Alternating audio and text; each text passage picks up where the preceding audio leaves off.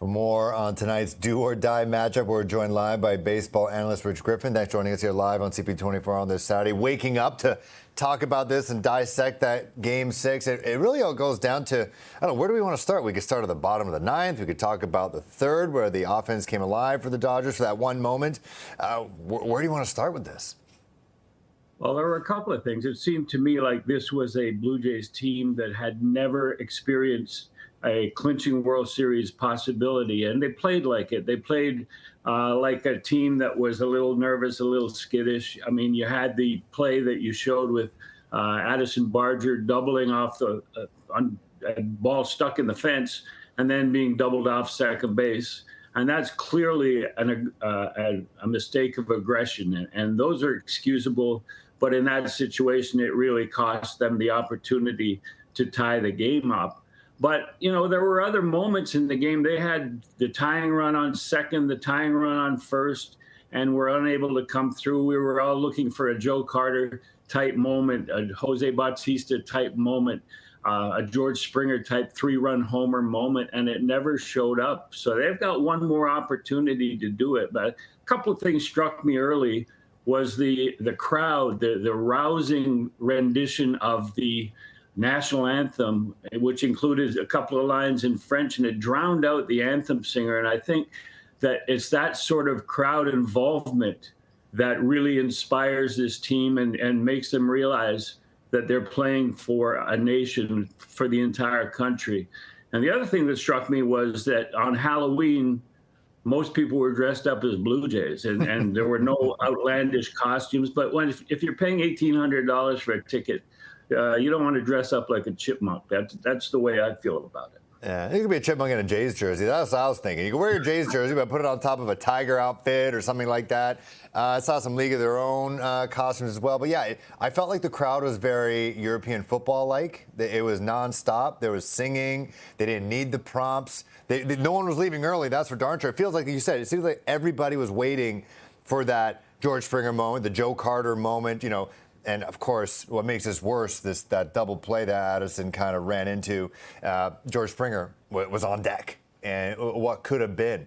Sure. Exactly.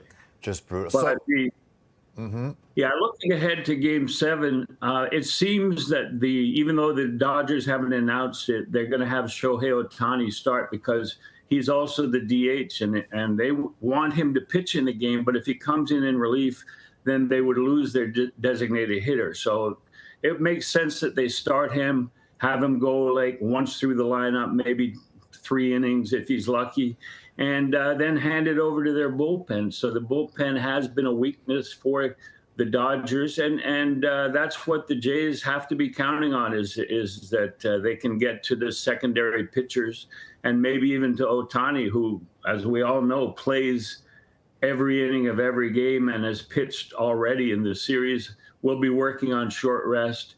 So, you know, I don't think there's any reason for the fans of the Blue Jays to give up hope here. No, I don't think so. You know, my instinct was, you know, this is the comeback team of the year. They had more comeback wins in the regular season and postseason than anybody else. I think the Dodgers were second. You know, there were moments in this series, even after the 18-inning game, that I thought the Jays are done. Their juice is gone. They couldn't do it. That's a not just a loss, but a moral loss. When they came back to win 2 straight at Dodger Stadium, and this is another gut punch. And you know, you follow this team closely. Do you think the magic is out, or do you think they can just kind of turn that page, like Josh Snyder always says, flush it, and then come out there tonight? Yeah, I think they can turn that page. And to me, a real sign of that is that usually in a losing clubhouse, it's dead silent. You can walk in there and have conversations, hear conversations across the room. But they have chosen after the 2 losses to play music, to act normally, to even the 18-inning loss. And that, to me, is a sign that they're ready to go. They understand the situation. But as we talked about earlier, in Game 6, when they were actually playing, you could see that they were feeling the pressure of having a potential clinching game. And tonight's do or die, both teams, and I think that they will be inspired. I think that Max Scherzer will go out there and just like breathe fire for 3 innings and hand it over to the rest of the bullpen that's well rested.